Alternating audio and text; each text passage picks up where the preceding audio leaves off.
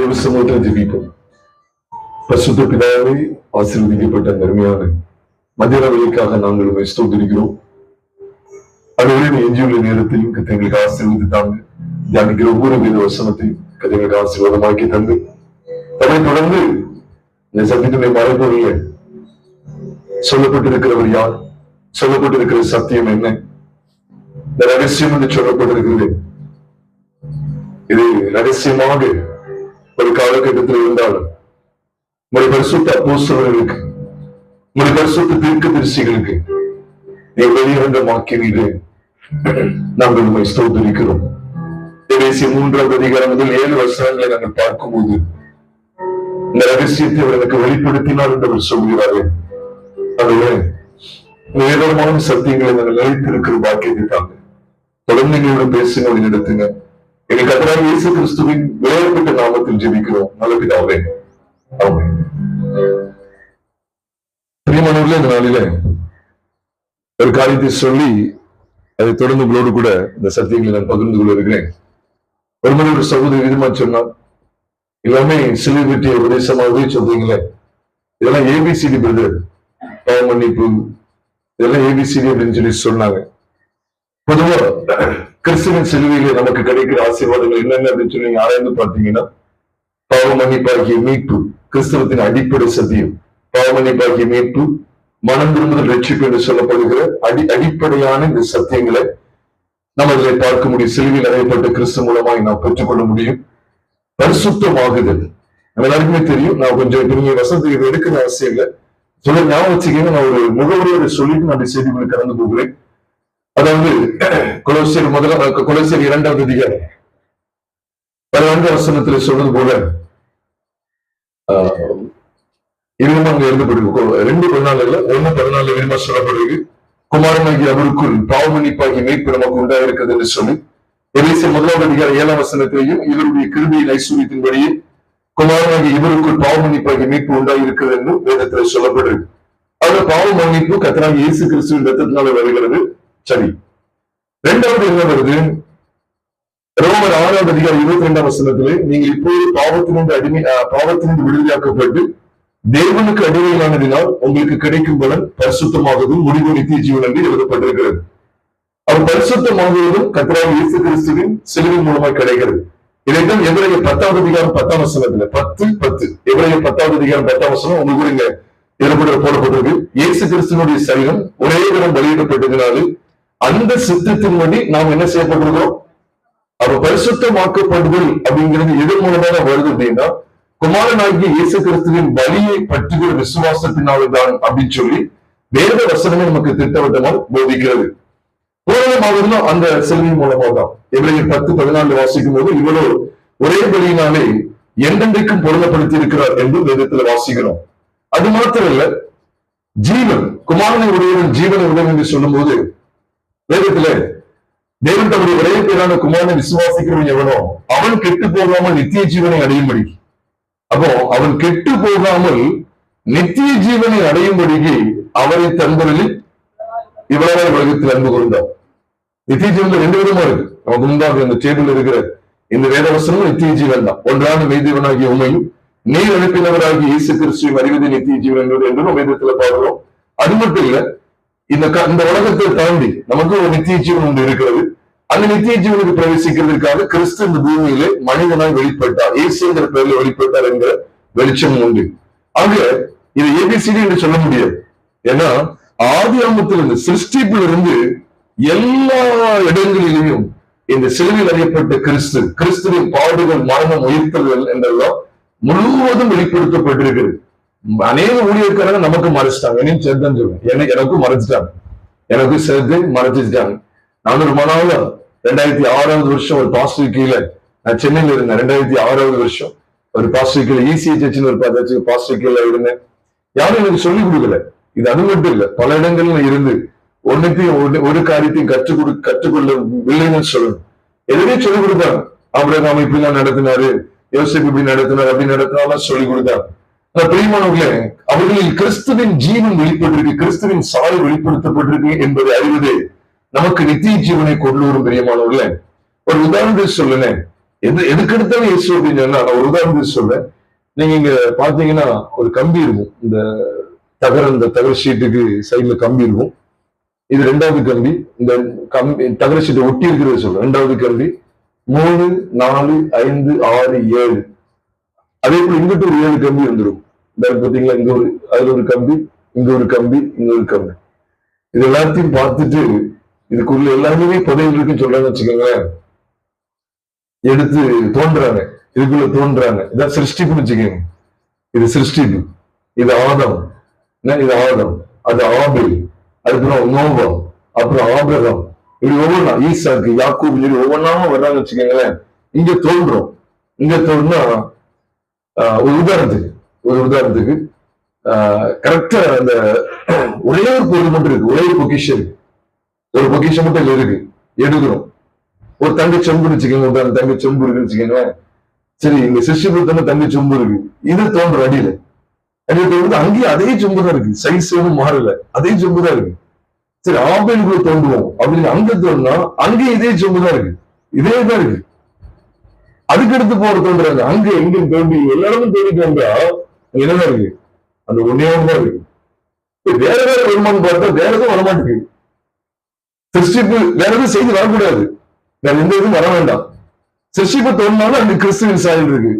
அவர் படைச்சது எல்லாத்தையும் பார்க்கும்போது அங்கேயும் கிறிஸ்துவின் சாயல், அவர் ஓய்ந்து இருக்கிறவரை போய் பார்த்தா அதையும் கிறிஸ்துவின் சாயல், ஆதம் ஏவாளப்படுத்த அங்கேயும் கிறிஸ்துவின் சாயல், ஆபேலுக்கு காயில் எடுத்த அங்கேயும் காயினை ஞானந்து இருக்கிறவரா, ஆபேல நீதிமான நிலைநிறுத்துகிறவரா அவர் வெளிப்படுகிறார் அப்படிங்கிறது எவ்வளவு வெளிப்படையா இருக்கு பாருங்க. அப்ப எந்த அளவுக்கு நம்ம கிறிஸ்துவை நம்ம பார்க்கிறோம் பிரியமானவர்களே. இது தூரமானது இல்லை. இது எங்க இருக்குங்கிறது சுருக்கமா சொல்லிடுறேன். இது எங்க இருக்கு அப்படின்னு பாத்தீங்கன்னா, நீங்க வேதத்துல கொஞ்சம் பாருங்களேன். உபாகமத்தின் புஸ்தகம் 30வது அதிகாரத்துல சொல்லப்பட்டிருக்கும். உபாகமத்தின் புஸ்தகம் 30வது அதிகாரத்துக்கு நம்ம வேதத்தை திருப்பிக் கொள்ளலாம். உபாகமம் 30வது அதிகாரம்.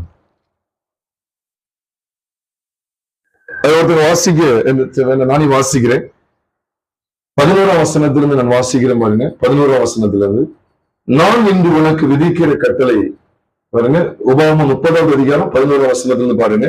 நான் இன்று உனக்கு விதிக்கிற கட்டளை உனக்கு மறைபொருளும் அல்ல, அது உனக்கு தூரமானதும் அல்ல.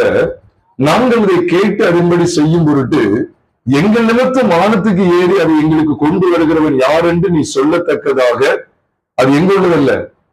ஆமா, யாராவது எங்க நிமித்தம் யாராவது வானத்துக்கு போய் கொண்டு வர முடியுமா அப்படின்னு சொல்றதுக்கு அது வானத்தில் உள்ளதும் அல்ல. நாங்கள் அதை கேட்டதன்படி செய்யும் பொருட்டு எங்கள் நிமித்தம் சமுத்திரத்தை கடந்து அதை கொண்டு வருகிறவன் யார்? சமுத்திரத்தை கடந்துன்னா சமுத்திரம் பயங்கர ஆழம், அதையும் கடந்து போய் அங்கிருந்து கொண்டு வருகிறவன் யார் என்று நீ சொல்லத்தக்கதாக. அது சமுத்திரத்துக்கு அப்பொழுது இல்லை, இப்ப வானத்துலதான் இருக்குன்னு வச்சுக்கோங்களேன். கொண்டு வர முடியுமா யாராவது? நம்ம அடைய வேண்டிய பொக்கிஷம் வானத்துக்கு யாராவது கொண்டு வர முடியாது. சமுத்திரத்துக்கு அப்பால இருக்கு அப்படின்னா கொண்டு வர முடியுமா? அப்படி நமக்கு தூரமானது கிடையாதான் சொல்லிட்டு சொல்றாரு 14ஆம் வசனத்துல, நீ அந்த வார்த்தையின்படியே செய்யும் பொருட்டு அது உனக்கு மிகவும் சமீபமாய் உன் வாயிலும் உன் இருதயத்திலும் இருக்கிறது. ஏதோ ஜீவனின் நன்மையும் மரணத்தின் தீமையும் உனக்கு முன்பு வைத்தேன்னு சொல்லிட்டார். பிழைக்கணுமா மறிக்கணுமா அப்படிங்கிறத தீர்மானிச்சுக்கன்னு சொல்றார். அப்போ கிறிஸ்து நம்முடைய வாழ்க்கையில விளையிட பெற்ற கல்லா இருக்கணுமா இல்ல இடவெளிக்கு எதுவான கண்ணலா இருக்குமாங்கிறத நம்ம தான் தீர்மானிக்கணும். அதான் இங்க சொல்ற. நீ தவறா பார்த்தா யாரை குறித்து சொல்லப்பட்டது தெரியுமா? குமாரனாகி இயேசு கிறிஸ்து குறித்து சொல்லப்பட்டதுதான். ஏன்னா வானத்துக்கு ஏறி கொண்டு வர வேண்டாம், வானத்துக்கு ஏறி கொண்டு வர்ற மாதிரி அங்கே இல்ல, சமுத்திரத்தை கடந்து நீ கொண்டு வரதுக்கு இல்ல. எங்க இருக்கா? நீ அந்த வார்த்தையின்படியே செய்யும் பொழுது அது உனக்கு மிகவும் சமீபமாய் உன் வாயிலும் உன் இருதயத்திலும் இருக்கிறது. இது குமாரனை குறித்து தான் சொல்லப்பட்டது. நீங்க ரோமர் 10வது அதிகாரத்துக்கு வந்தீங்கன்னா இதே வசனம் நீங்க அங்க பார்க்கலாம். ரோமர் நீங்க ஒரு பாத்துக்கங்க. ரோமர் 10வது அதிகாரம் அதுல 9, 8 வாசிங்க. 8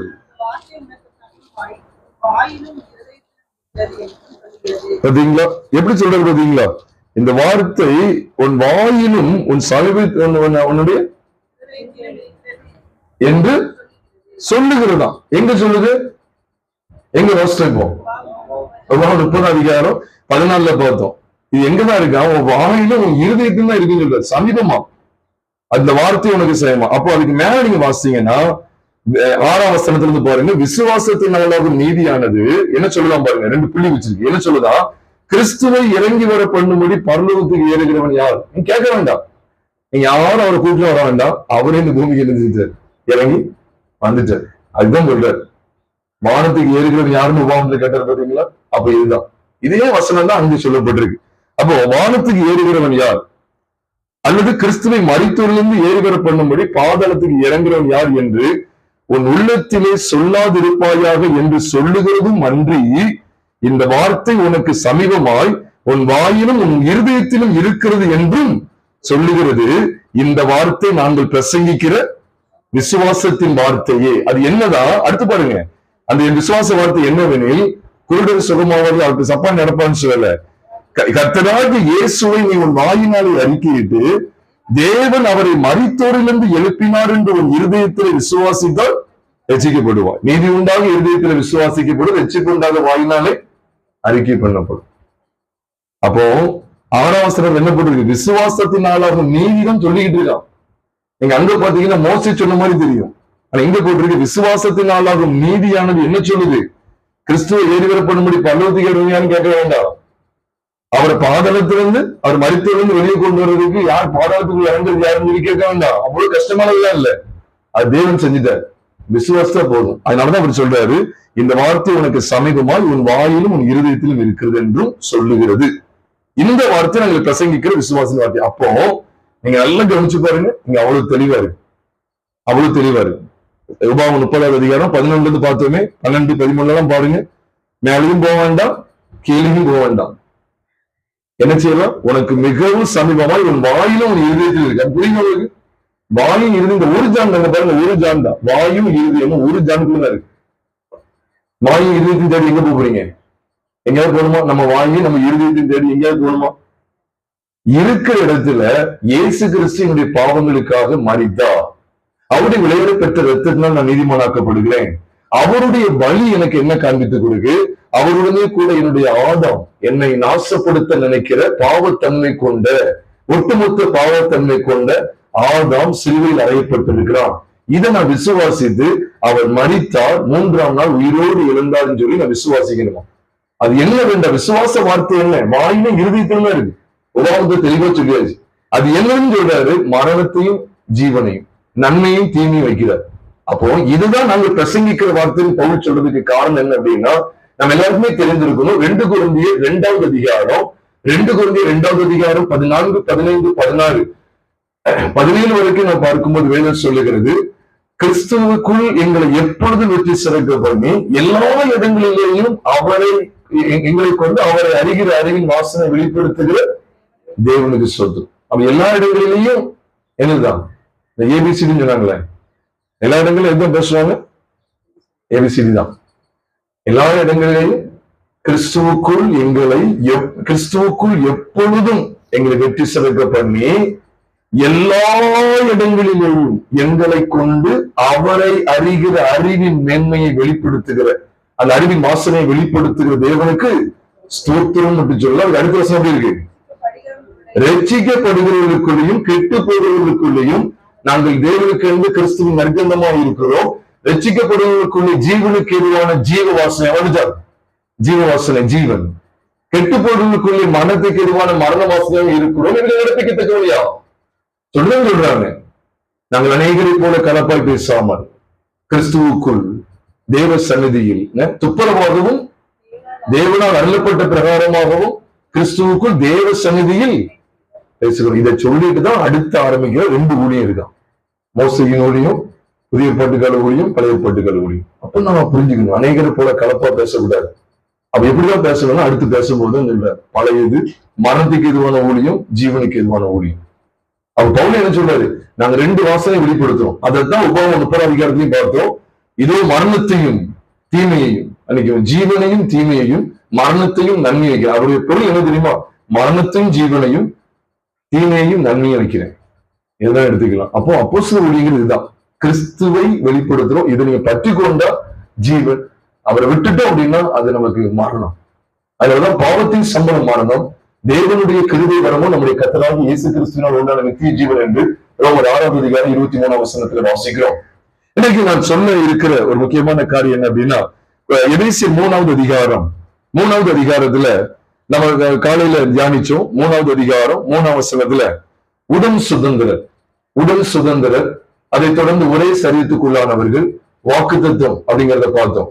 வாக்குத்தத்தை குறித்து காலையிலே பார்த்துட்டோம். அந்த வாக்குத்தத்தமான வார்த்தை என்னன்னா, கிறிஸ்துவ குறித்து சொல்லப்பட்ட வாக்குத்தத்தமான வார்த்தை, ஈசாக்கு எடுத்து ஒரு சந்ததி விளங்கும் என்றெல்லாம் நம்ம பார்ப்பறிய ஆண்டு உதவி செய்தார்.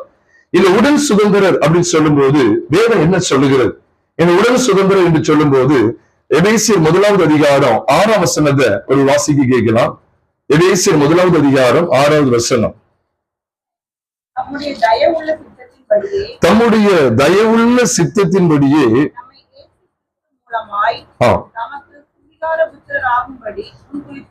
பாருங்க, நம்ம இயேசு கிறிஸ்து மூலமாய் தமக்கு சுவிகார புத்திரர் ஆகும்படி. அப்ப இந்த சுவிகார புத்திரர் அப்படின்னு சொன்னாலே the sons of adoption அப்படின்னு சொல்லி ஆங்கிலத்தை சொல்லுவாங்க.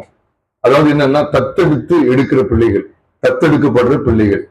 என்னையுமே நல்லா ஞாபகம் வச்சுக்கோங்க, நம்ம இயல்பா யாருடைய பிள்ளைகள் தான்? இயல்பா அந்த பூமியில பிறக்கும்போது யாருடைய பிள்ளைகள் தான்? ஆதாமின் பிள்ளைகள் தான், தேவ பிள்ளைகள் கிடையாது. நம்ம பூமியில இயல்பா பிறக்கும் போது ஆதாமின் பிள்ளைகள். அப்ப நமக்கு மறுபடியும் பிறக்கிற அனுபவம் தேவை. அதனாலதான் ஆதாமின் பிள்ளைகள் தேவனுடைய பிள்ளைகளை மாறணும், கோபாக்கிரியின் பிள்ளைகள் நீதியின் பிள்ளைகளை மாறணும்.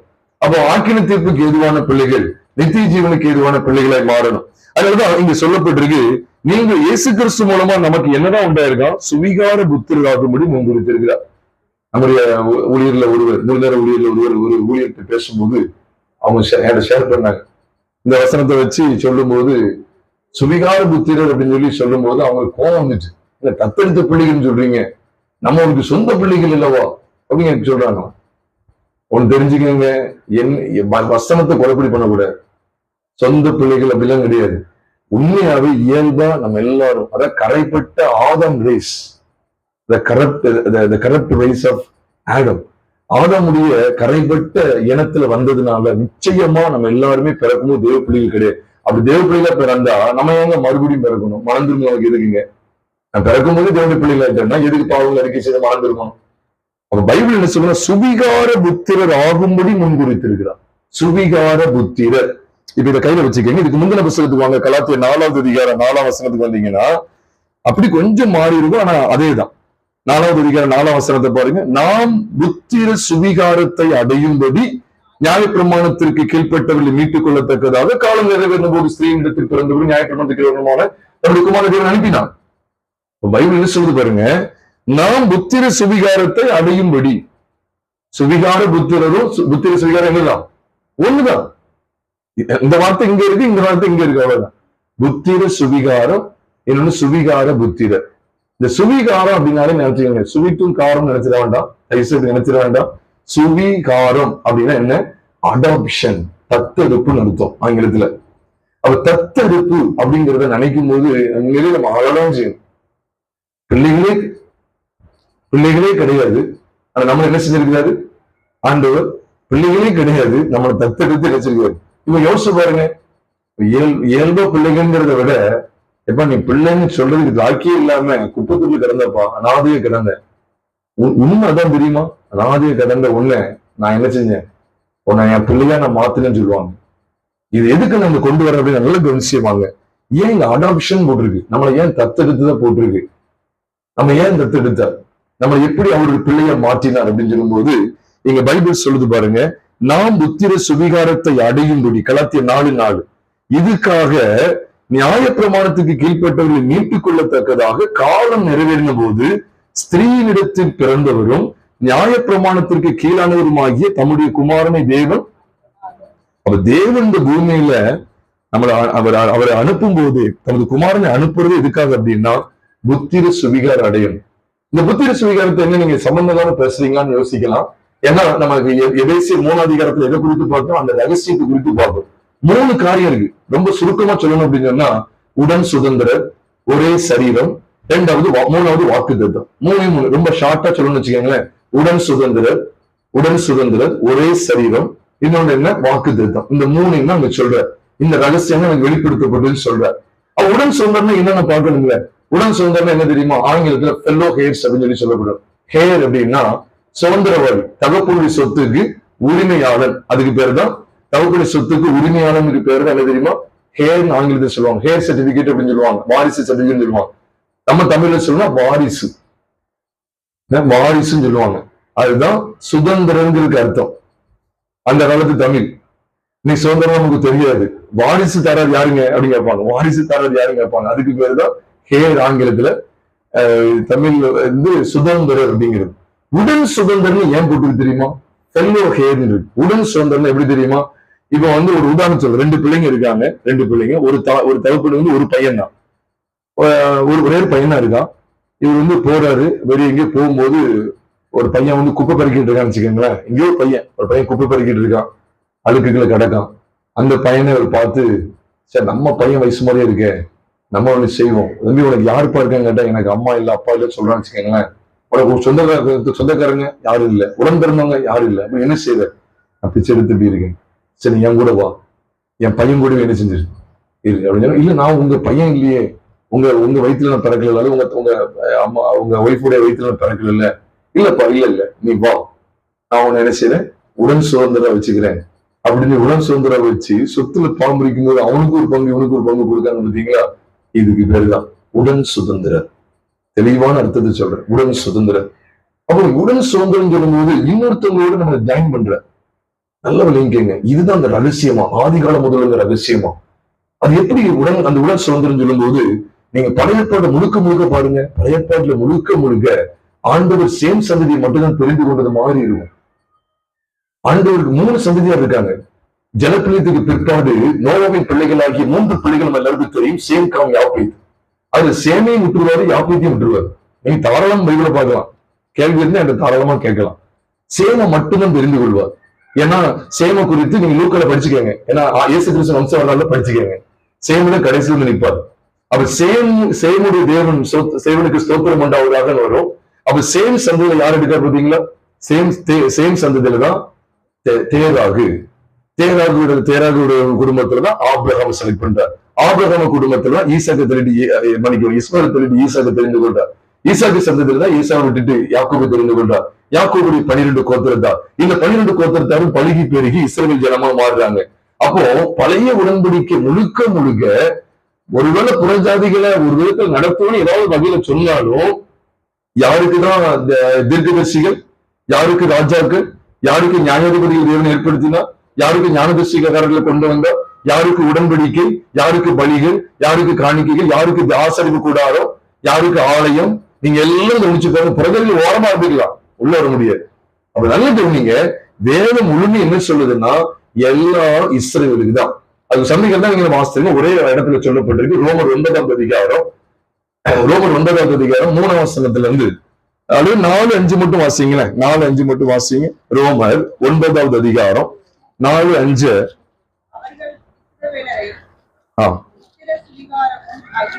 பாருங்க, புத்திர சுவிகாரமும்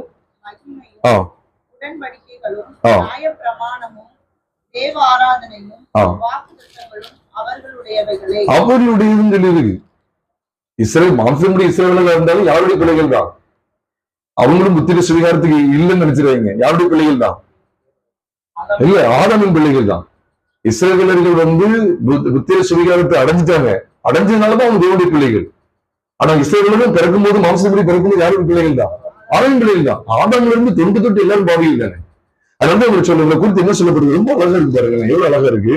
அதுல 4ஆம் வசனத்துல பார்க்க, அவருடைய இஸ்ரவேலரே புத்திர சுவிகாரமும் மகிமையும் உடன்படிக்கைகளும் நியாயப்பிரமாணமும் தேவ ஆராதனையும் வாக்கு தத்தங்களும் அவர்களுடையவைகளே, பிதாக்கள் அவர்களுடையவைகளே, மாம்சத்தின்படி கிறிஸ்துவும் அவர்கள் சந்ததியில் பிறந்தாரு, இவர் என்றென்றைக்கும் சோத்தரிக்கப்பட்ட சர்வத்திற்கும் மேலான தேவன் ஆமென் போட்டிருக்கு.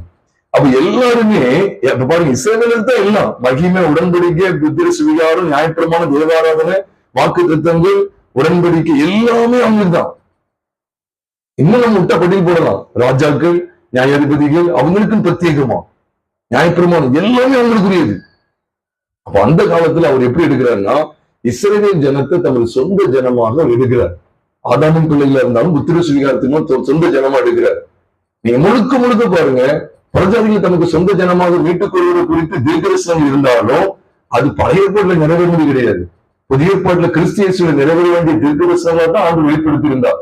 அநேகர் அநேகரை நான் சேர்த்துக் கொள்வேன்னு சொன்னதும், பல இடங்கள்ல நெபாயோத்து அப்படின்னு சொல்லப்படுகிற இஸ்ரவேல் கூட்டத்தை நான் கொண்டு வருவேன்னு சொல்றதெல்லாம் எதை குறித்து சொல்லப்பட்ட தீர்க்கதரிசனங்கள்லாம் புது உடன்படிக்கையில புறஜாதிகளாகி உங்களை என்னையும் சேர்த்துக் கொள்ற முரட்டாட்டமான உங்களை என்னையும் சேர்த்துக் கொள்ளக்கூடிய அந்த மேன்மை பற்றிய வாக்கு தத்தங்கள் தீர்க்க தரிசனங்கள்.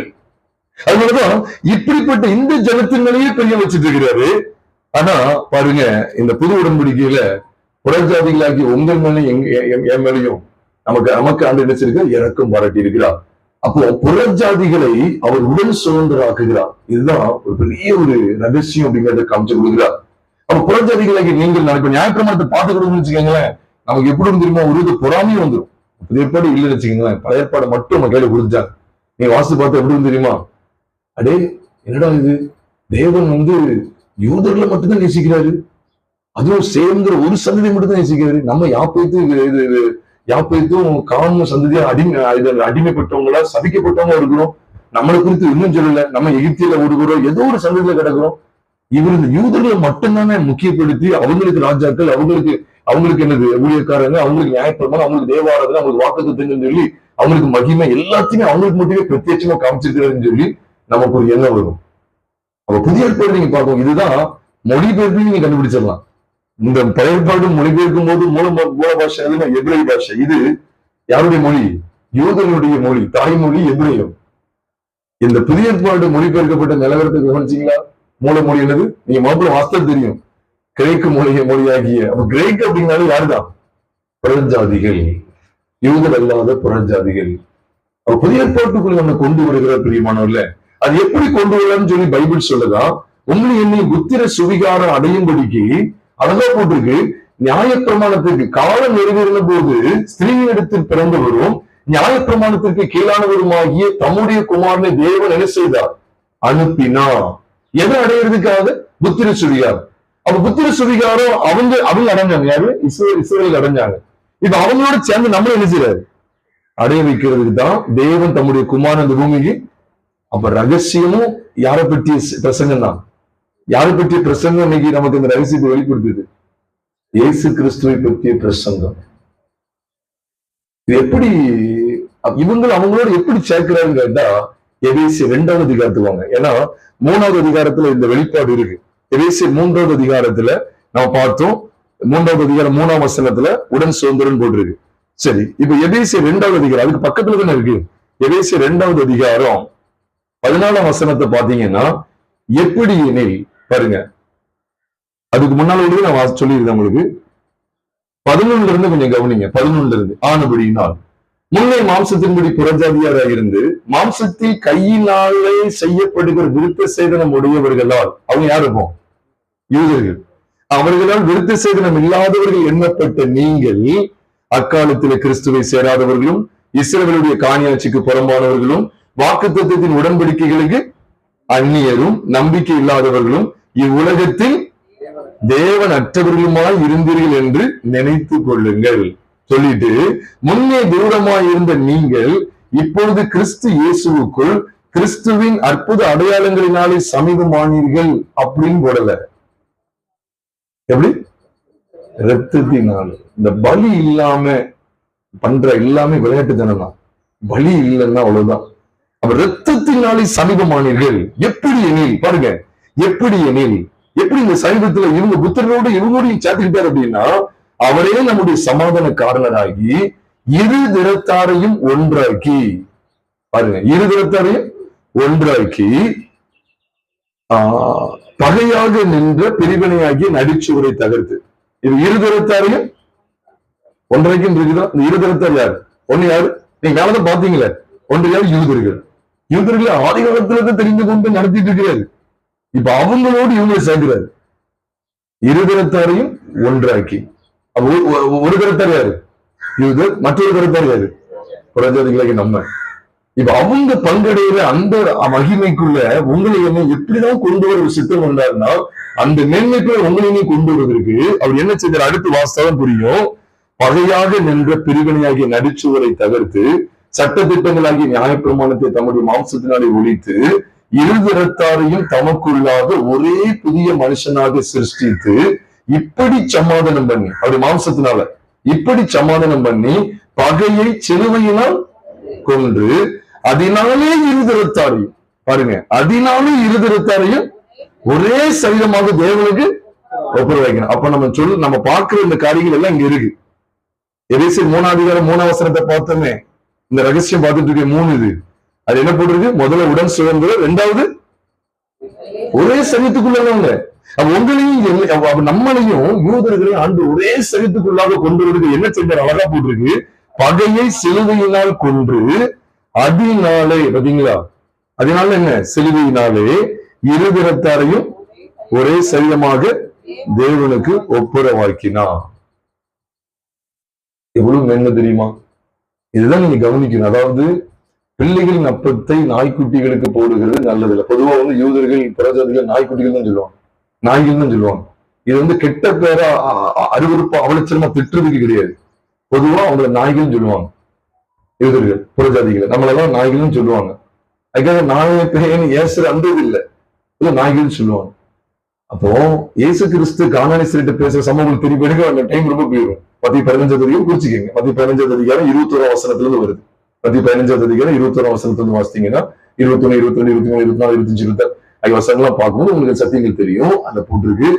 இவன் கேட்டுக்கிட்டே இருக்கா, பின்தொடர்ந்து வந்துகிட்டே இருக்கா, பின்தொடர்ந்து வந்துகிட்டே இருந்து கேட்டே இருக்கா. அந்த எனக்கு மகளுக்கு அற்புதம் செய்யணும், அற்புதம் செய்யணும் வரும்போது அவர் சொல்லிட்டு பிள்ளைகளின் அப்பத்தை நாய்க்குட்டிகள் போடுவது நல்லதுன்னு போது அவன் சொல்ற பாருங்க, அந்த மேஞ்சில இருந்து எழுது பிள்ளைகள் அந்த நாய்க்குட்டிகள் மேய்ஞ்சில இருந்து துணிக்கைகளை தின்னுவேன்னு சொல்லும் போது அவங்க விசுவாசம் பெரியதுன்னு சொல்றாரு.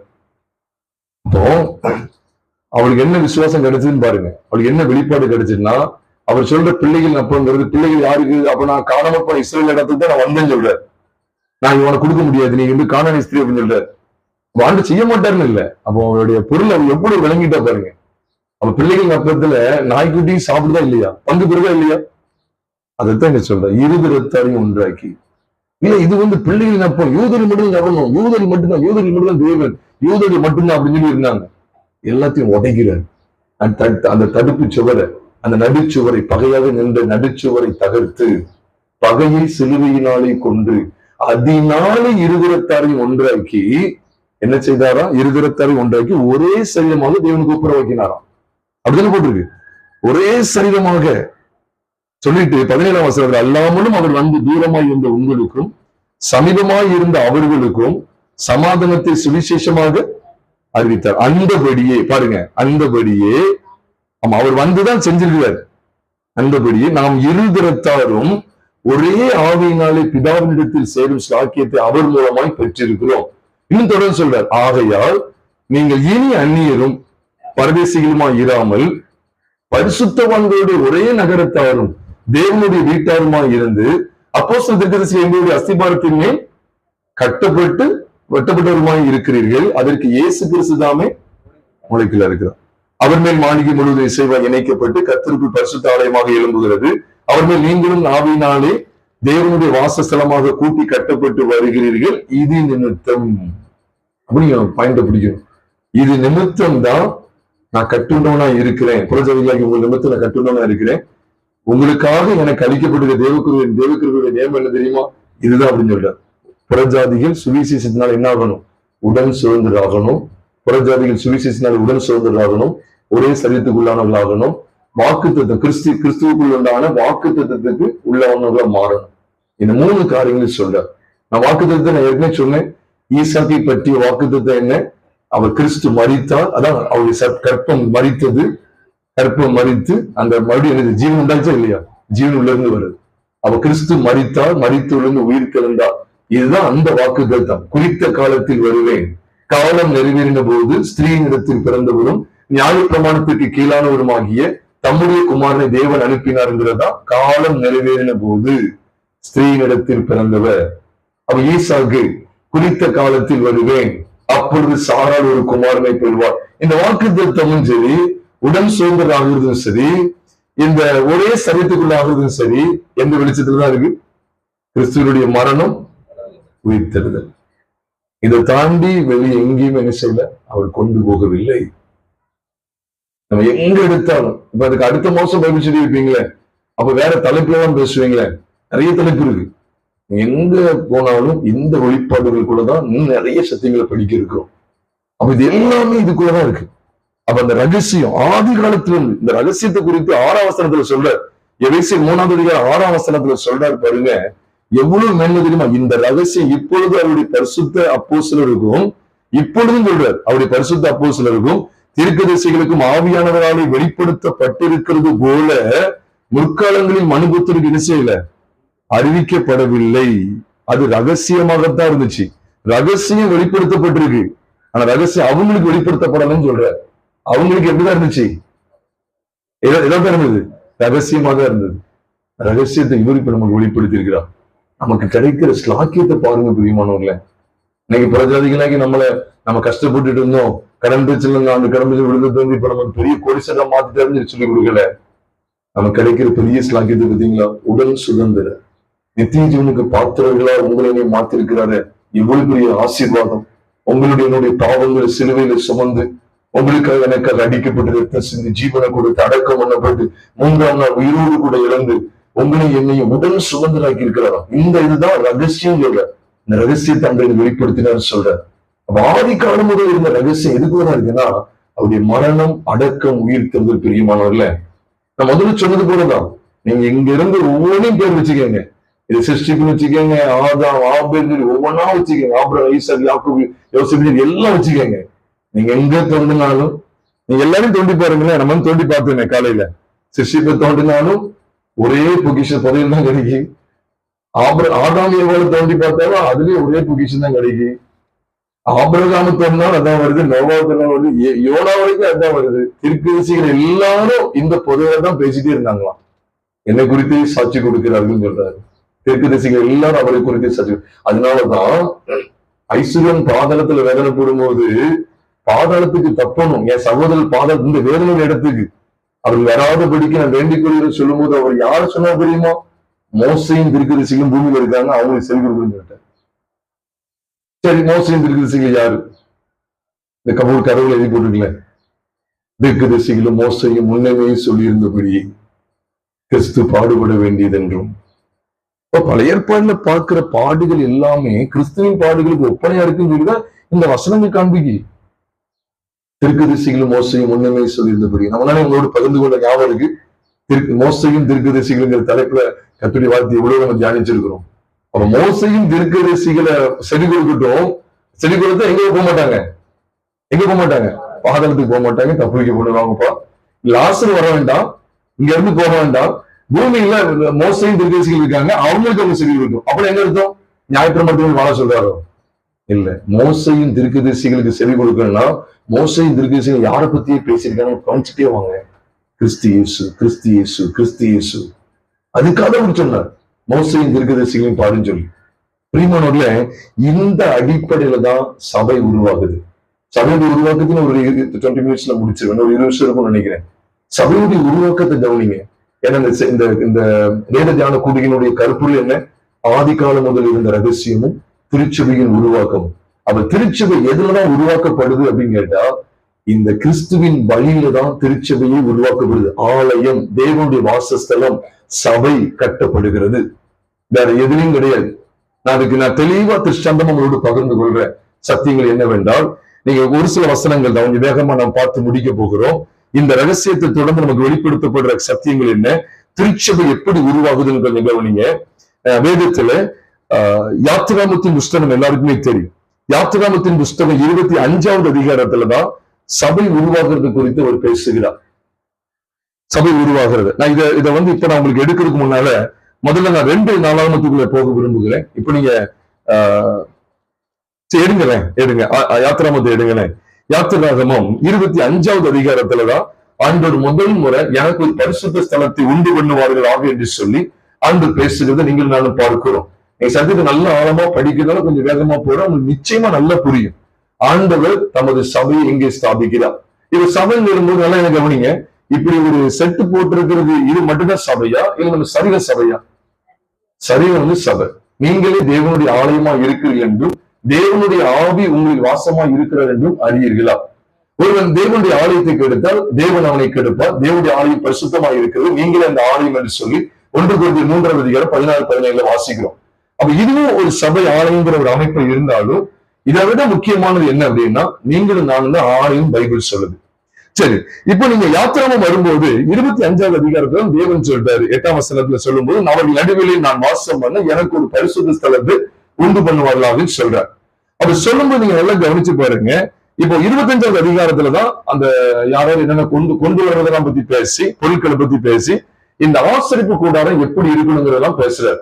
இது எதுக்கு அப்புறம் வந்துச்சு அப்படின்னு சொல்லி கேட்டீங்கன்னா, இதுக்கு முந்தின அதிகாரத்துல பாத்தீங்கன்னா கிறிஸ்துவின் சிலுவை மற்றும் மரணத்துக்கு அடையாளமான பலி அங்க நடந்துச்சு. 24வது அதிகாரத்தை நீங்க கொஞ்சம் எடுத்தீங்கன்னா அதுல நீங்க நல்லா பாருங்க, 5ஆம் வசனத்துல போட்டிருக்கு, இஸ்ரவேல் புத்திரரின் வாலிபரை அனுப்பினால் அவர்கள் சர்வாங்க தகன பலிகளை செலுத்தி கர்த்தருக்கு சமாதான பலிகளாக காலையில் என்ன செஞ்சாங்க, பலியிட்டாங்க. அப்பொழுது மோசே அந்த ரத்தத்தில் பாதி எடுத்து அவன் தெளிச்சு என்ன சொல்றது தெரியுமா? 8ஆம் வசனத்துல, அப்பொழுது மோசே ரத்தத்தை எடுத்து ஜனங்களின் மேல் தெளித்து இந்த வார்த்தைகள் யாவையும் குறித்து கர்த்தர் உங்களோடு பண்ணின உடன்படிக்கையின் ரத்தம் இதுவே. முதலாம் உடன்படிக்கை நல்லா கவனிங்க. முதலாம் உடன்படிக்கை ரத்தம் இல்லாமல் பிரதிஷ்டை பண்ணப்படவில்லை. இது என்ன தெரியுமா? உடன்படிக்கை பிரதிஷ்டை பண்ண நான் புதிய பல காமிப்பேன். இந்த வசனத்தை அப்படி புதிய பல காமிக்க ஆண்டவருக்கு உதவி செய்வாராக. முதலாம் உடன்படிக்கை ரத்தத்தினால பிரதிஷ்டை பண்ணப்படுது. இவங்க யோசிச்சு பாருங்க, ஜனங்கள் மேல தெளிக்கானா எப்படி இருக்குன்னு பாருங்க. மனுஷங்க மேல ரத்தத்தை தெளிச்சா கல்யாண வீட்டுல ஒரு என்னமோ தெளிப்பாங்களே, பன்னீர் தெளிப்பாங்க, அப்படியே தெளிப்பாங்க, ரோஸ் வாட்டர் அது மாதிரி ஏதாவது தெளிப்பாங்க, அப்படி தெளிப்பாங்க. இப்போ ரத்தத்தை தெளிச்சு அப்படி இருக்கும், நல்லா ரத்தமா இருக்கு, ரத்த கரையாக்கிட்டாரு. இந்த சபைக்கு போனாலே ரத்தம் மரணம் கொஞ்சம் வராம இருக்காங்க. எதுக்குன்னா கல்ற இல்லையா இங்க, அதான் சொன்னேன், இந்த சர்ச்சை கல்றதான் வர்ற எல்லாரையும் அடக்கம் பண்றதுதான் வந்திருக்கு. எதுக்குன்னு தப்பா நினைக்காதீங்க. பழைய மனுஷன் அடக்கம் பண்ற இடம் தான். எல்லா செய்தி அந்த செய்தி தான். பழைய வாழ்க்கையை பழைய மனுஷனை அடக்கம் செய்யற செய்தி பத்தி அங்க பேசிட்டு இருக்கோம். சில இப்படி கல்லறை இளைஞர்கள் வரமாட்டுக்காங்க, பரவாயில்ல, கல்லறைக்காக சில்லறைக்காக இந்த கூட்டம் நடத்தல, இந்த ஆர்டர் நடத்தல. இப்போ இங்க பாருங்க, ரத்தத்தின் மேல தெளிச்சுட்டு இருக்கான். என்ன இது? இந்த ஏப்ரல் 1ஆம் தேதி முன்னால பாத்தீங்கன்னா அப்படிதான் மைய தெளிச்சு விட்டுருவாங்க, பின்னால மைய தெளிச்சு விட்டுருவாங்க. அது மாதிரி இங்க தெளிச்சு விடுறாங்க போது ரத்தமா இருக்கு மேல, ஜனங்க மேல தெளிச்சு. இதுதான் இந்த ரத்தத்தினாலதான் உடன்படிக்கை பண்றார், அவனோட தேவன் பண்ற உடன்படிக்கை இது அப்படின்னு சொல்லி முடிக்கிறாரு. இந்த ரத்தத்தை பற்றி இந்த உடன்படிக்கைக்கு பிறகுதான் 25வது அதிகாரத்துல ஆயத்து குறித்த பேச்சே வருது. அப்படின்னு அவங்க என்ன தெரியுதா? ரத்த சிந்தப்படுவது இல்லாமல், பலி இல்லாமல், அங்க தகன சர்வாங்க தகனபடி செலுத்துறாங்க. இந்த பலி இல்லாமல் தேவன் ஆலயத்தை எழுப்பவே மாட்டார். இதுக்கு இது ஒண்ணு மட்டும் இல்ல, இன்னும் எத்தனை வருதுன்னு பாருங்க. பலி இல்லாமல் ஆண்டு ஆலயத்தை எழுப்ப மாட்டார். சரி, இதே இது எங்க இருக்குன்னு கவனிச்சீங்கன்னா எபிரேயர் 9வது அதிகாரம், ஒரு கையில பிடிச்சிக்கலாம். எபிரேயர் 9வது அதிகாரத்துல அப்படியே இருக்கு பாருங்க. 9வது அதிகாரம் 18ஆம் வசனத்தை நான் வாசிக்கிறேன் பாருங்க. எபிரேயர் 9:18 18 இருந்து தொடர்ந்து பாருங்க. நம்ம எப்படி யாத்திரை 24 பார்க்கிறோம், அதே வசனங்கள் இருக்கு. அந்தபடி முதலாம் உடன்படிக்கையும் ரத்தம் இல்லாமல் பிரதிஷ்டை பண்ணப்படவில்லை. உண்மைதானே? ரத்தம் இல்லாமல் பிரதிஷ்டை பண்ணல. எப்படி எனில், இப்ப 24 அதிகாரம் வந்துடும். மோசே அங்க யாத்திரை 24 வந்துடும். மோசே நியாயப்பிரமாணத்தின்படி சகல ஜனங்களுக்கும் எல்லா கட்டளைகளையும் சொன்ன பின்பு இளங்காலை வெள்ளாட்டுக்கடை எலிகளின் ரத்தத்தை தண்ணீரோடும் சிவப்பான ஆட்டுமையோட ஈசப்போடும் எடுத்து புஸ்தகத்தின் மேலும் ஜனங்கள் எல்லார் மேலும் தெளித்து தேவன் உங்களுக்கு கட்டளையிட்ட உடன்படிக்கையின் ரத்தம் இதுவே என்று சொன்னார். அப்ப ஏன் 18ஆம் வசனத்துல முதலாம் உடன்படிக்கை ரத்தம் இல்லாமல் பிரதிஷ்டை பண்ணப்படுது அப்படின்னா, அதுக்கு முன்னால 14-15 பார்த்தா நித்திய ஆவியினாலே தம்மை தாமே பழுதற்றபடியாக தேவனுக்கு ஒப்பு கொடுத்த கிறிஸ்துவினுடைய ரத்தம் ஜீவனுள்ள தேவனுக்கு ஊழியம் செய்வதற்கு உங்கள் மனசாட்சி செத்த கிரிகளை சுத்திகரிப்பது எவ்வளவு நிச்சயம் அப்படின்னு சொல்லி சொல்றாரு. யோசிச்சு பாருங்க, எவ்வளவு நிச்சயம் சொல்றாரு. அது சொல்லிட்டுதான் இந்த புது உடன்படிக்கை ரத்தத்தை குறித்து ஒரு பேசிட்டுதான் 18ஆம் வசனம் சொல்லிட்டாரு. அந்தபடி முதலாம் உடன்படிக்கை, அந்தபடி சொல்றாரு பாத்தீங்களா?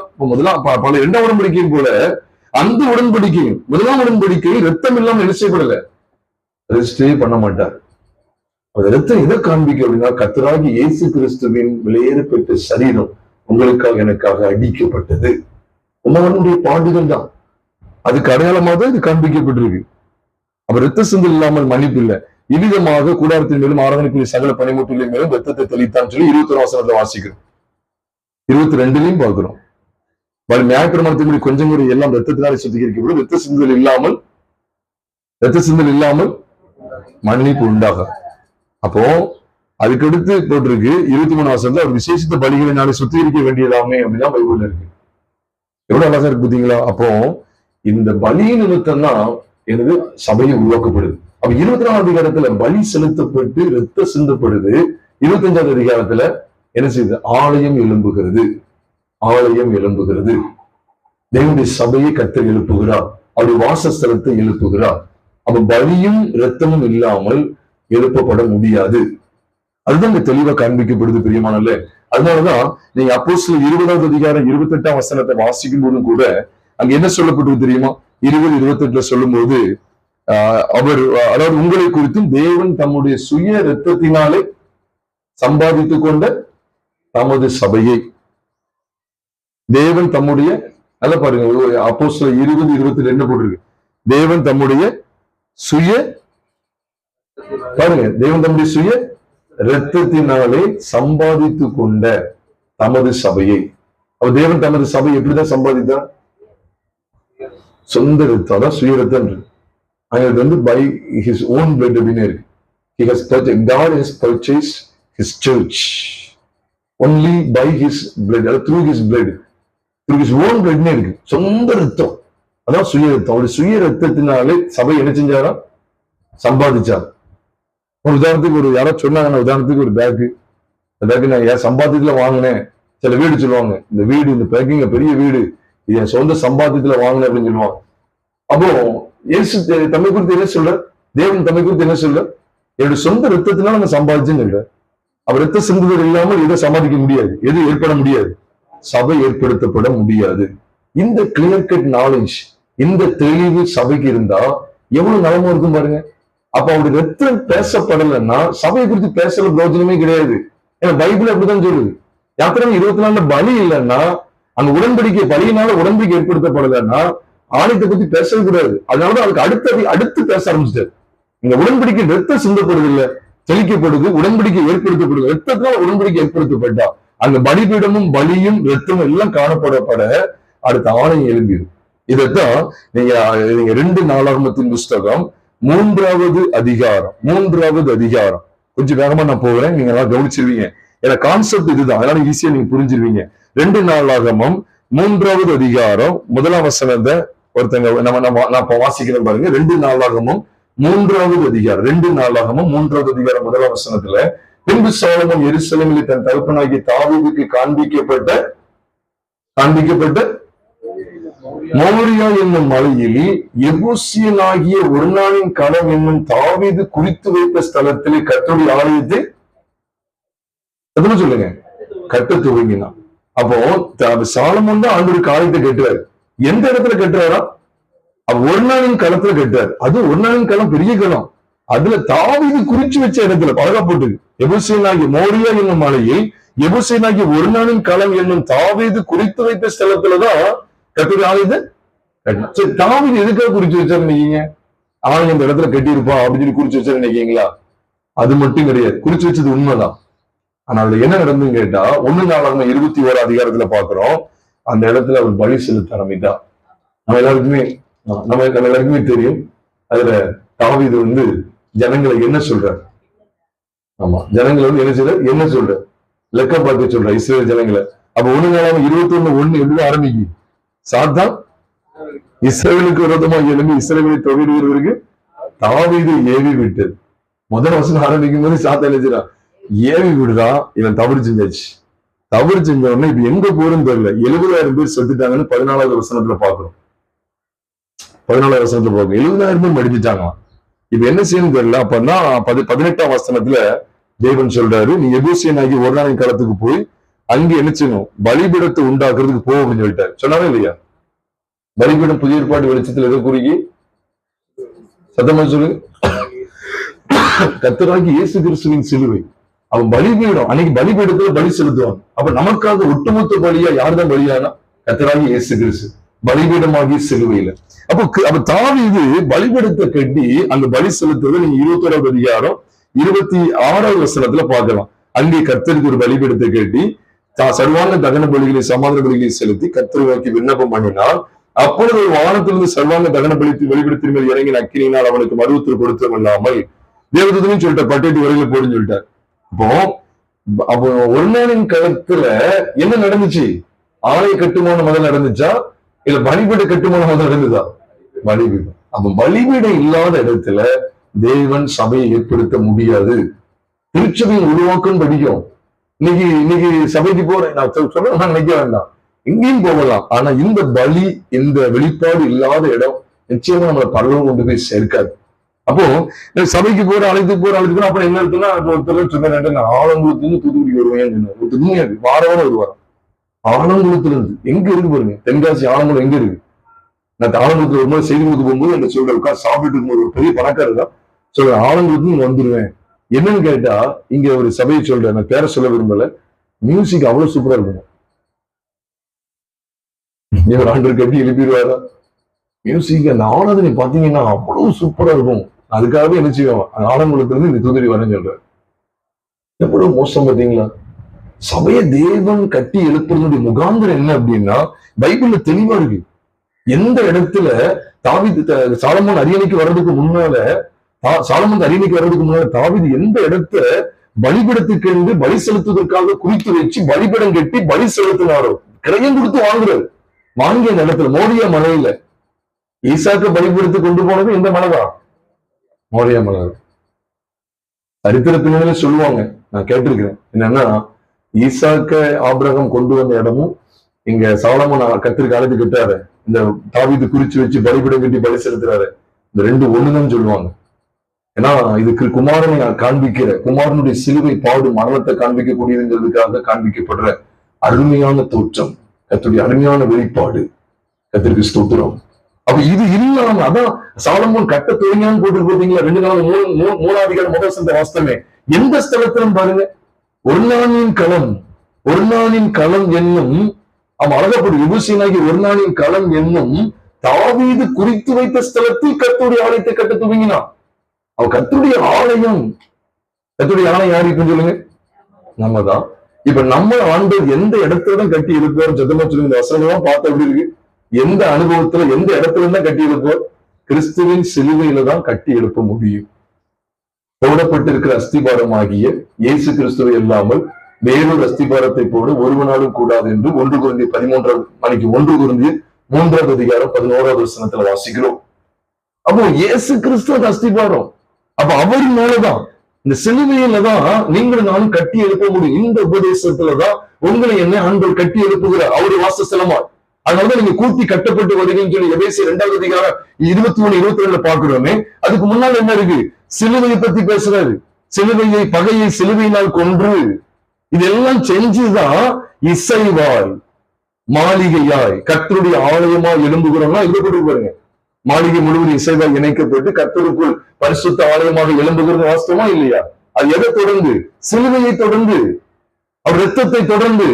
முன்னே தூரமாய் இருந்த நீங்கள் இப்பொழுது கிறிஸ்து இயேசுவுக்குள் கிறிஸ்துவின் இரத்தத்தினாலே சமீபமானீர்கள். அவர் இரத்தத்தை தொடர்ந்து, சிலுவை பாடுகளை தொடர்ந்து, மரணத்தை தொடர்ந்து, இதை தொடர்ந்துதான் பரிசுத்த ஆலயமா எழும்புகிறது. எபேசியர்ல வெளிப்பாடு இருந்தது. எவ்வளவு நேர்ந்து பாருங்க. அப்போ திருச்சபை உருவாக்கம் எங்க இருக்கு? 4 பாட்டு பாடி ஒரு 3 ஃபேனை வாங்கி போட்டு இப்படி ஒரு கூலிங் ஷீட் இப்படி தகரம் போட்ட சபையா இது? சும்மா இது ஒரு சபையா, ஒரு 7-8 சேவையில போட்டு இப்படி விரிச்சிட்ட பெரிய சபையா, மைக்கு வச்சுட்டா பெரிய சபையா? அது கிடையாது.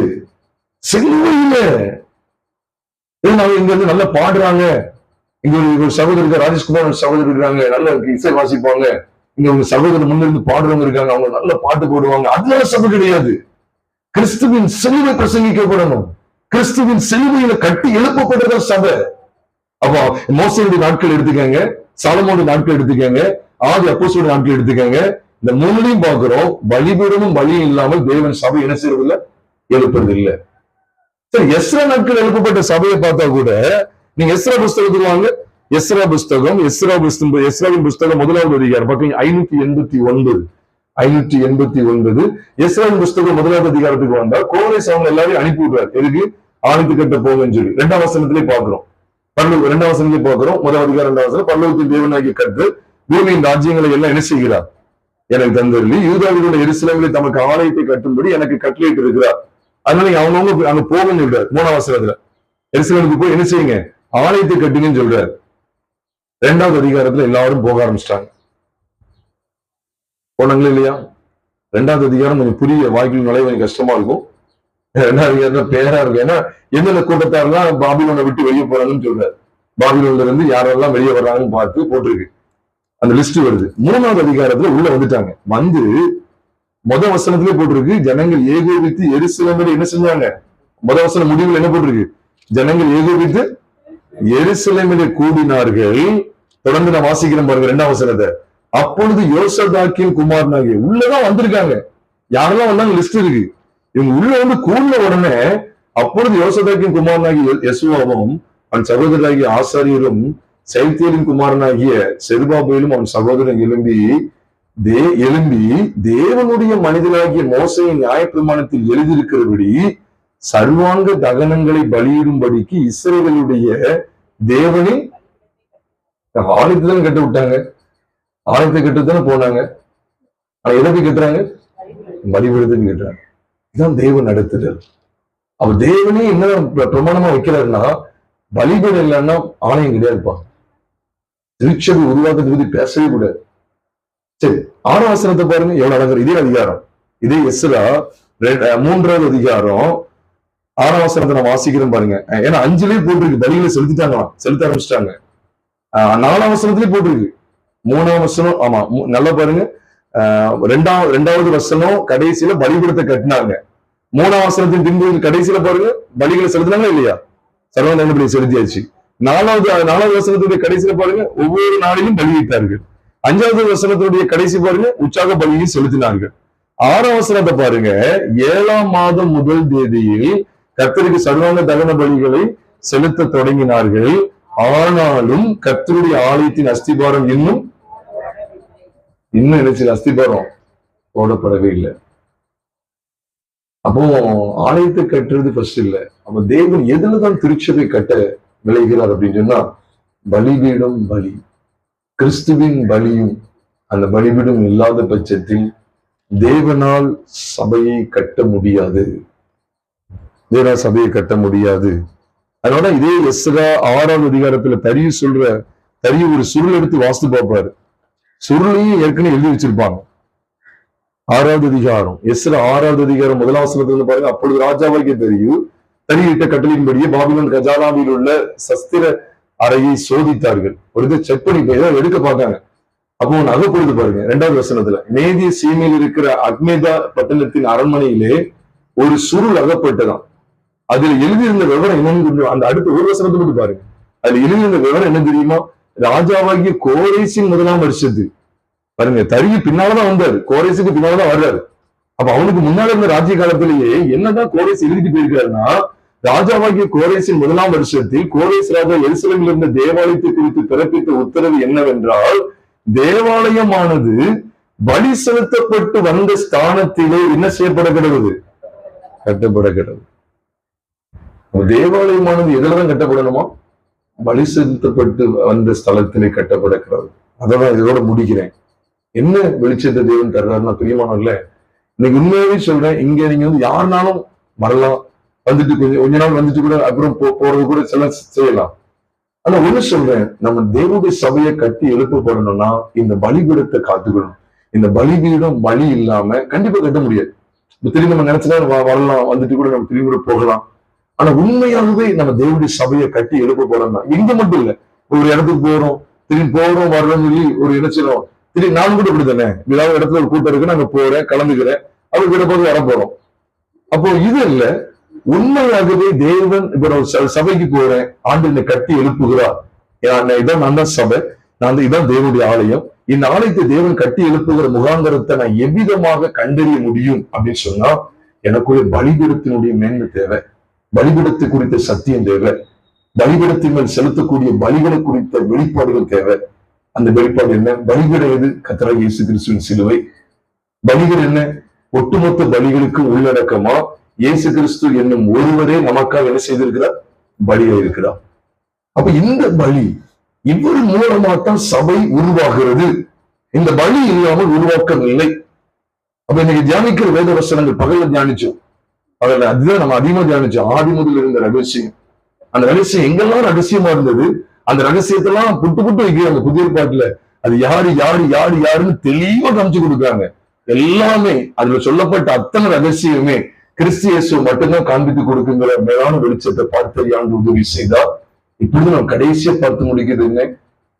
நம்ம கடைசியா பார்த்து முடிக்கிறதும் அந்த ரகசியம் என்ன? உடல் சுதந்திரம், ஒரே சரீரத்துக்குள்ளானவர்கள், அது மட்டும் வாக்குத்தத்தம், கிறிஸ்துவுக்குள்ளான வாக்குத்தத்தம். இந்த மூணுமே கர்த்தராகிய இயேசு கிறிஸ்துவின் மரணம் மற்றும் உயிர்த்தெழுதலையே வெளிப்படுத்துகிறது. அவர் மாம்சத்தில் வெளிப்பட்ட அந்த அனுபவத்தை காண்பிக்கிறது. அப்ப கடைசியா பார்த்த காரியம் என்ன? தேவாலயம், திருச்சபையின் உருவாக்கம் என்ன? திருச்சபை ஆண்டு எப்படிதான் உருவாக்குகிறார், எப்படிதான் கொண்டு வருகிறார், எப்படிதான் திருச்சபை கட்டி எழுப்புகிறார் அப்படின்னு சொன்னா, பலிபீடமும் பலியும் இல்லாமல் தேவனால் சபையை எழுப்ப முடியாது. இது 100க்கு 100 உண்மை. ஏன் அவரால் எழுப்ப முடியாதுன்னா அது அவருடைய திட்டம். இந்த திட்டத்தை அவர் மாற்றவே மாட்டார். அதனாலதான் மோசே காலமா இருக்கட்டும், சாலமோன் காலமா இருக்கட்டும், எஸ்ரா நாட்களா இருக்கட்டும், புதிய ஏற்பாட்டுக்கால அப்போஸ்தலர் காலமா இருக்கட்டும், சபை எழுப்பப்பட்ட அத்தனை காலத்தையும் எடுத்துக்கிட்டாலும் சரி, இது இல்லாமல் அவர் சபை எழுப்பினதா எங்கேயுமே சான்றுகள் கிடையாது. மோசே மூலமா எழுப்பப்பட்ட ஆசிரியப்பு கூடாதுங்கிற தேவனுடைய வாசஸ்தலத்தை சொல்றீங்களா?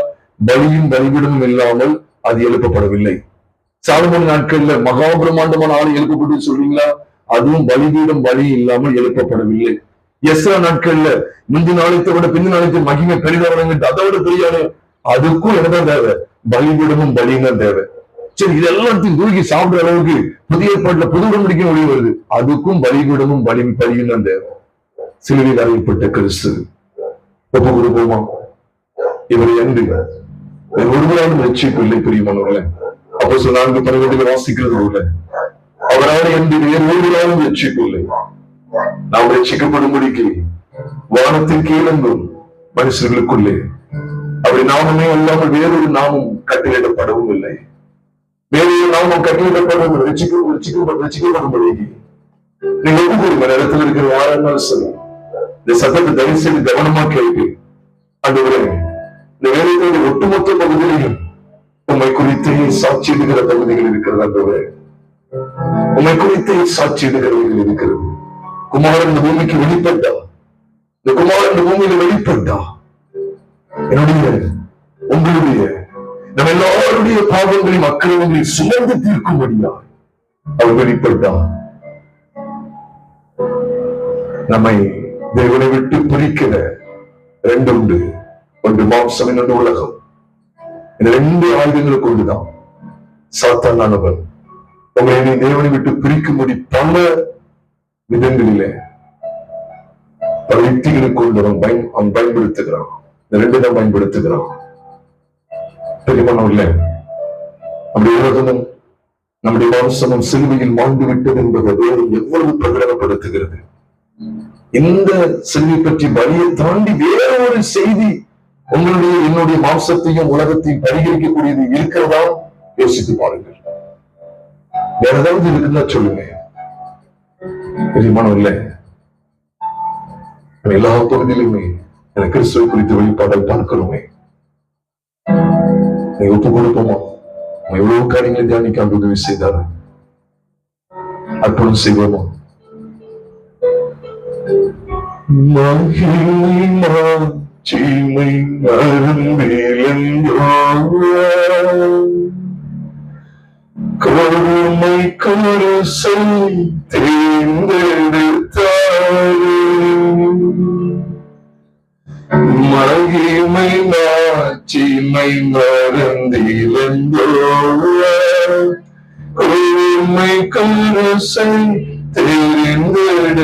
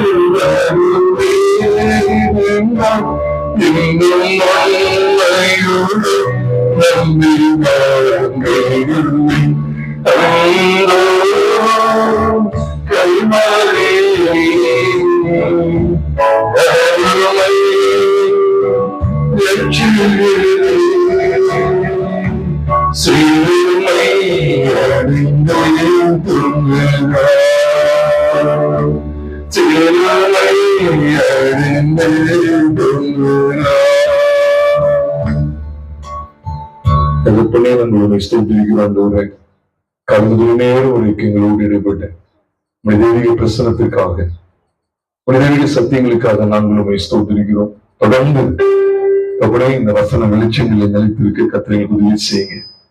ஆதிகாலம் முதல் இருந்த ரகசியத்தை திருச்சபையின் உருவாக்கத்தை எங்கள் கிருபையால் சத்திய வசனங்கள் மூலமாக காண்பித்துக் கொடுத்ததற்காக ஸ்தோத்திரம். பலவீனமாகிய சிலுவை பலியாகிய இயேசு கிறிஸ்து இல்லாமல் ஒரு காலம் அன்றுவரை நாங்கள் முன்னேறி செல்ல முடியாது. அன்றுவரை அதிலிருந்து அதுதான் வெளிப்படுத்தப்பட்டிருக்கு. அவங்க நல்ல அனுபவித்ததை நாங்கள் அன்று நிஜமாக அனுபவிக்கிற பாக்கியத்தை தந்திருக்கிறேன். அன்றைக்கு ரகசியமா ஒழித்து வைக்கப்பட்டிருந்தது. அன்று அந்த ரகசியத்திலேயே வந்தாங்க. அது ரகசியமாவே இருந்தது. எழுத்தின்படிதான் பொருள் இருந்தது. ஒரு அர்த்தத்தை அறிய முடியல. உண்மையே நீ தந்த நல்ல பரிசுத்த ஆதி அப்போஸ்தலர்களுக்காக நாங்களுமே மனதார ஸ்தோத்திரிக்கிறோம். ஸ்தோத்திரம் தேவன் எங்கள் கொடுத்த வெளியேறப்பட்ட சத்தியங்களுக்காக ஸ்தோத்திரம். நீ எழுப்பின ஆதி அப்போஸ்தலர்களுக்காக மீண்டும் நாங்களுமே ஸ்தோத்திரிக்கிறோம்ப்பா. நீ தொடர்ந்து சத்தியங்களை நிலைநிறுத்தின ஆண்டவரே. எழுத்தின்படி அந்த ஐஸ்வர்யம் இந்த ஐஸ்வர்யம் சொல்லி, அந்த ஆடு மாடு இந்த நிலத்தின் விளைச்சல் சொல்லி எழுத்தின்படி நாங்கள் அந்த விரையை நம்ம ஓடிவிடக்கூடாது. அது உள்ள இருக்கிற அந்த ரகசியத்தை நாங்கள் அவமாக எடுத்து சத்தியத்துக்குள்ள கொண்டு வந்து இந்த ரகசியம் என்னங்கிறத நாங்கள் பார்த்தறிந்து உள்ளான மனுஷங்க பலப்படணுங்க. ஆண்டவரே நீங்க கொடுத்த நல்ல தருணத்திற்காக ஸ்தோத்திரம். மாலை வேளையில் நடக்கிற சத்தியபதிரை உயிர்ப்பிச்சு கூட்டத்தை எங்களுக்கு ஆசீர்வதித்தாங்க. அநேகரை கொண்டு வாங்க. உங்க பரிசுத்த நாமம் மகிமைப்படுது. ஆண்டவரே பக்கத்துல இருந்து இன்னும் தூரமான இடத்துல இருந்து கூட மறுபடி தந்திருக்கிற ஒவ்வொருவரையும் இந்த தாவு நீ ஆசீர்வதிங்கப்பா. இவ்வளவு நேரம் பொறுமையா இருக்கு சமூகத்துல இருந்து இந்த வார்த்தைகளை கேட்டுட்டு தாங்களே எப்படி ஒவ்வொருவருக்கும் வேண்டிய கிருமி தாசியம் தந்து நடத்துங்க. ஆண்டவரே தொடர்ந்து தகப்பனே நாங்கள் ஒன்றிலும் ஆண்டவரே நாங்கள் நோக பண்ணி விடாதபடி, துக்கப்படுத்தி விடாதபடி, உமக்கு துரோகம் பண்ணி விடாதபடி உண்மையை விடுதலை பற்றி கொண்டு கிறிஸ்துவனுடைய பாவம் எல்லாம் சிலுவையில் சுமந்து தீர்த்து விட்டார். விளையாட்டு ரத்தத்தினால் நாங்கள் கழுவப்பட்டிருக்கோம் நிச்சயத்தோடு எங்களுடைய பழைய வாழ்க்கை எங்களுக்குள்ளே கிரியேற்ற பழைய மனுஷனாகிய ஆதாம் சிலுவையில் அறையப்பட்டிருக்கிறான் என்பதை மாம்சத்துக்குரிய அந்த ஆதாம் சிலுவையில் அறையப்பட்டிருக்கிறான் என்கிற அந்த சத்தியத்தின் வெளிச்சத்திலே ஒவ்வொரு நாளும் கிறிஸ்துவின் சாயலோடு நடக்க எங்களுக்கு கிருபை தந்துள்வீராக. அர்ப்பணிக்கிறோம், வழி நடத்துங்க. எங்கள் கர்த்தராகிய இயேசு கிறிஸ்துவின் விலையேற பெற்ற நாமத்தில் ஜெபிக்கிறோம் நல்ல பிதாவே. அவன் நம்முடைய கர்த்தராகிய இயேசு கிறிஸ்துவின் கிருபையும் பிதாவாகிய தேவனுடைய அன்பும் பரிசுத்த ஆவியுடைய ஐக்கியம் நம் அனைவரோடும் கூட எப்போதைக்கும் இருப்பதாக. அவன் என் ஆத்துமாவே கர்த்தரை ஸ்தோத்திரி, என்னுடைய பரிசுத்த நாமத்தை ஸ்தோத்திரி. என் ஆத்துமாவே கர்த்தரை ஸ்தோத்திரி, அவர் செய்த சகல உபகாரங்களை மறவாதே. ஆமென்.